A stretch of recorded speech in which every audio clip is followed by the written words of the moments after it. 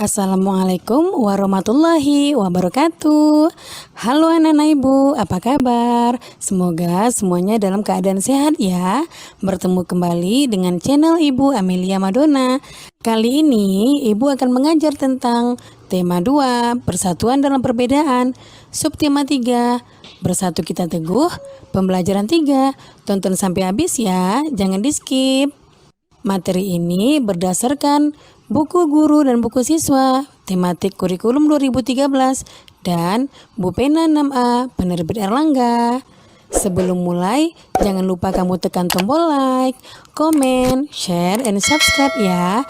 Juga tekan tombol lonceng notifikasinya agar kamu tidak ketinggalan video-video pembelajaran terbaru dari channel Ibu Amelia Madonna berikutnya. Terima kasih. Hidup rukun dalam perbedaan merupakan landasan terciptanya persatuan dan kesatuan bangsa.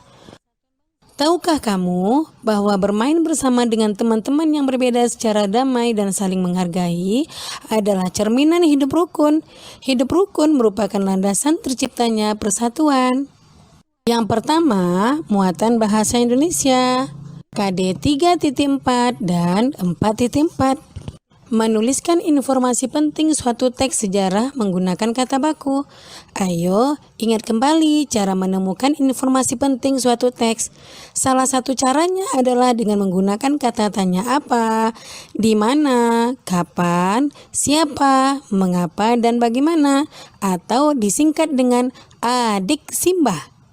Informasi yang sudah ditemukan akan lebih mudah diingat apabila disajikan dalam bentuk diagram dan ditulis menggunakan kata baku.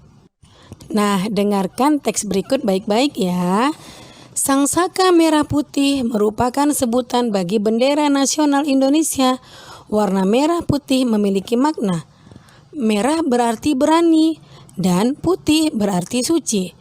Merah melambangkan tubuh manusia, sedangkan putih melambangkan jiwa manusia. Keduanya sangat penting dan saling melengkapi. Sumber info biografi. Bendera pusaka dibuat oleh Ibu Fatmawati, istri Presiden Soekarno pada tahun 1944. Bahan bendera terbuat dari katun Jepang dengan ukuran 276 cm kali 200 cm. Sejak tahun 1946 sampai dengan 1968, bendera tersebut hanya dikibarkan pada setiap hari ulang tahun kemerdekaan Republik Indonesia. Karena usianya yang sudah tua, sangsaka merah putih tersebut terakhir kali berkibar pada tahun 1969. Bendera disimpan di Museum Nasional. Pemerintah kemudian membuat bendera duplikat dengan ukuran 300 cm kali 200 cm. Nah, anak-anak ibu, peta pikiran untuk teks di atas adalah pertanyaan pertama adalah kata tanya apa? Pertanyaannya, apakah sebutan untuk bendera Indonesia? Jawabannya, sebutan untuk bendera Indonesia adalah sangsaka merah putih. Kata tanya kedua adalah mengapa?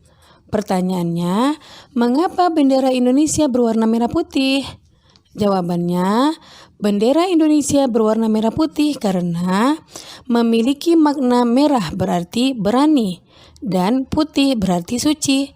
Merah melambangkan tubuh manusia, sedangkan putih melambangkan jiwa manusia.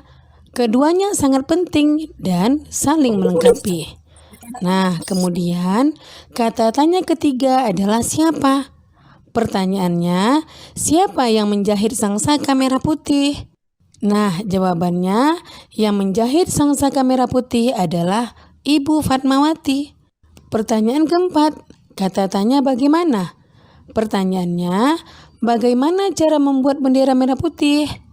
Nah, jawabannya, cara membuat bendera merah putih adalah bendera pusaka dibuat pada tahun 1944.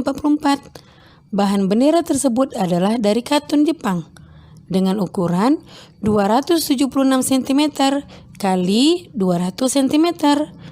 Kata tanya kelima adalah kapan? Pertanyaannya, kapan terakhir kali sangsaka merah putih yang asli digunakan? Nah, jawabannya, Bendera merah putih yang asli digunakan pada tahun 1969. Kata tanya terakhir adalah di mana? Pertanyaannya, di mana sang saka merah putih yang asli disimpan? Nah, jawabannya, sang saka merah putih disimpan di Museum Nasional. Itulah peta pikiran teks tentang sang saka merah putih. Nah, kita lanjut ke pembelajaran IPA KD 3.3 dan 4.3. Pelestarian tumbuhan dan hewan berdasarkan lingkungan hidupnya. Tumbuhan dan hewan dapat mengalami penurunan populasi, misalnya karena habitatnya rusak atau karena banyak dimanfaatkan manusia. Jika tumbuhan dan hewan tersebut tidak dilestarikan, tumbuhan dan hewan tersebut akan menjadi langka. Terlebih jika tumbuhan dan hewan tersebut termasuk endemik. Artinya, tumbuhan dan hewan tersebut hanya dapat ditemukan di suatu tempat dan tidak dapat ditemukan di tempat lainnya. Berikut beberapa contoh tumbuhan dan hewan yang harus dilestarikan agar tidak punah. Yang pertama, pelestarian tumbuhan berdasarkan lingkungan hidupnya. Nah, tumbuhan itu adalah bunga padma raksasa. Tumbuhan bunga padma raksasa atau Raplesia memiliki mahkota berwarna merah. Raplesia mengeluarkan aroma busuk seperti bangkai untuk mengundang hewan penyerbuk seperti lalat agar hinggap dan menyerbuki bunganya. Raplesia membutuhkan waktu hingga 9 bulan untuk tumbuh. Masa mekar bunga Raplesia hanya 5-7 hari. Raplesia merupakan tumbuhan langka. Oleh karena itu, peran pemerintah sangat diperlukan dalam pelestarian tumbuhan tersebut. Misalnya, menetapkan taman nasional atau mendirikan taman konferensi untuk melindungi tumbuhan Raplesia. Kita juga turut serta melestarikan Raplesia, misalnya dengan mencari informasi tentang tumbuhan tersebut untuk kita pelajari. Kita juga tidak boleh merusak bunga tersebut beserta lingkungan hidupnya. Yang kedua adalah tumbuhan cendana. Tumbuhan cendana merupakan tumbuhan berkayu yang mengeluarkan aroma khas wangi. Cendana banyak dimanfaatkan dalam keseharian masyarakat Indonesia. Aromanya yang khas dan wangi membuat tumbuhan cendana dimanfaatkan sebagai bahan baku pembuatan parfum dan aromaterapi. Namun, tumbuhan cendana termasuk tumbuhan langka karena sulit dibudidayakan. Kecambah dan pohon cendana merupakan tumbuhan parasit sehingga harus menumpang tumbuhan lain. Oleh karena itu, peran pemerintah dan masyarakat sangat penting untuk menjaga kelestarian tumbuhan. Peran kita sebagai masyarakat dengan mengurangi penggunaan minyak cendana. Peran pemerintah misalnya menetapkan kawasan konservasi bagi tumbuhan tersebut. Nah, anak-anak ibu, itulah 2 contoh tanaman pelestarian tumbuhan berdasarkan lingkungan hidupnya. Yang kedua adalah pelestarian hewan berdasarkan lingkungan hidupnya. Nah, contoh yang pertama adalah orangutan. Orangutan merupakan hewan endemik yang hidup tersebar di hutan tropis Indonesia, tepatnya di Pulau Sumatera dan Kalimantan. Orangutan menghabiskan sebagian besar hidupnya di kanopi pohon. Saat ini, ancaman kelangsungan hidup orangutan mencakup berubahnya fungsi hutan menjadi perkebunan kelapa sawit, pertambangan, dan pembukaan jalan.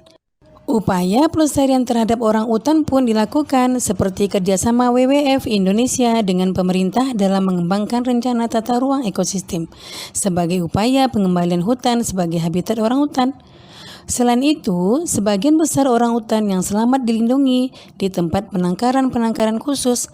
Sebagai contoh, penangkaran orangutan di Bukit Lawang, Sumatera, dan di Tanjung Puting, Kalimantan. Hewan kedua adalah gajah Sumatera. Gajah Sumatera merupakan hewan endemik di Pulau Sumatera. Gajah Sumatera menyukai hutan yang ditumbuhi oleh pohon-pohon lebat dan berada dekat dengan sumber air. Gajah Sumatera termasuk hewan langka karena jumlahnya semakin menurun. Faktor penyebabnya antara lain perburuan dan berubahnya fungsi hutan menjadi pemukiman dan perkebunan. Sebagai langkah pencegahan dari kepunahan, pemerintah menetapkan beberapa wilayah sebagai pusat konservasi gajah Sumatera, misalnya Taman Nasional Waikambas di Lampung dan Taman Nasional Tesonilo di Riau. Itulah pelestarian tumbuhan dan hewan berdasarkan lingkungan tempat hidupnya. Nah, demikian video pembelajaran Ibu kali ini. Semoga bermanfaat ya. Jangan lupa kamu jaga kesehatan, ikuti protokol kesehatan, tetap di rumah, dan semoga wabah COVID-19 cepat berakhir dan anak-anak Ibu bisa datang ke sekolah lagi, bertemu teman-teman dan guru yang dicintai. Sekian, Assalamualaikum warahmatullahi wabarakatuh.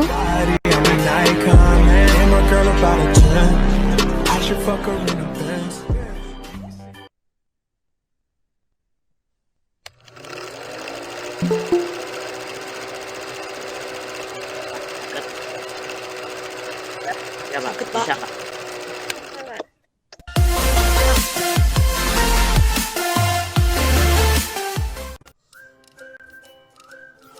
Assalamualaikum warahmatullahi.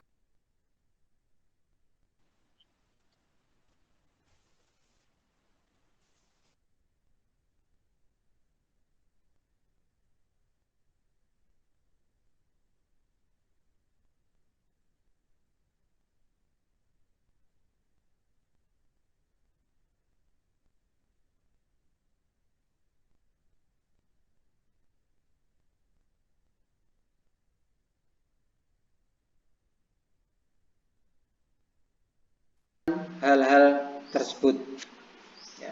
Sekali lagi materi kita hari ini tentang pelestarian makhluk hidup. Kamu aplikasikan cara pelestarian makhluk hidup itu dalam bentuk poster ya. Berarti bisa bahasa Indonesia, bisa IPA, itu sudah masuk ya. Bahasa Indonesianya kamu membuat poster anak-anak, memilih kata yang tepat ya, memilih kata yang tepat, kemudian membuat kalimat yang baik, kalimat ajakan untuk mengajak orang yang melihat postermu itu mencintai makhluk hidup dan melestarikan tumbuhan langka itu ya. Kemudian IPA masuk, bahasa Indonesia juga ada, menggambar juga ada. Berarti SPDP ya, menggambar SPDP, bagaimana cara menggambar yang baik. Begitu anak-anak untuk aspek IPA-nya, posternya. Untuk tugas yang kedua yaitu membuat kalimat dengan menggunakan kata tanya apa, bagaimana dan seterusnya. Itu aspek bahasa Indonesia ada, dan IPS. IPS tentang apa anak-anak? Tentang sejarah bagaimana bendera pusaka itu dibuat dan dipakai sampai saat ini. Sekali lagi terima kasih anak-anak, semoga bermanfaat bagi kalian semua. Sebelum ditutup, sekali lagi coba kalian buka kamera kalian semua. Gambar kamera coba dibuka. Oke, Mbak Intan sudah. Kemudian nggak hafal ya Pak Guru, kurang hafal ya. Ayo dibuka semua kameranya, dipencet tombol kamera agar Pak Guru bisa melihat kalian, bagaimana keadaan kalian. Semoga kalian tetap sehat semua. Oke, terima kasih. Sekali lagi, jangan lupa tetap menjaga kesehatan dan tetap berbakti kepada kedua orang tua kalian di rumah. Jaga diri baik-baik, rajin sholat, ya, rajinlah mengaji, rajinlah sholat, jangan meninggalkan sholat 5 waktu, hormati dan selalu menghargai orang tua kalian di rumah. Karena kamu hanya bisa berlindung kepada orang tua kalian selama masa pandemi ini. Gitu anak-anak, terima kasih atas partisipasi keikutsertaan kalian semua di program Meet kelas 6 hari ini. Pak Guru akhiri, mohon maaf. Assalamualaikum warahmatullahi wabarakatuh.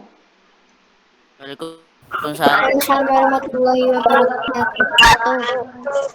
wabarakatuh. Silakan tutup dengan mengklik tombol warna merah bergambar telepon.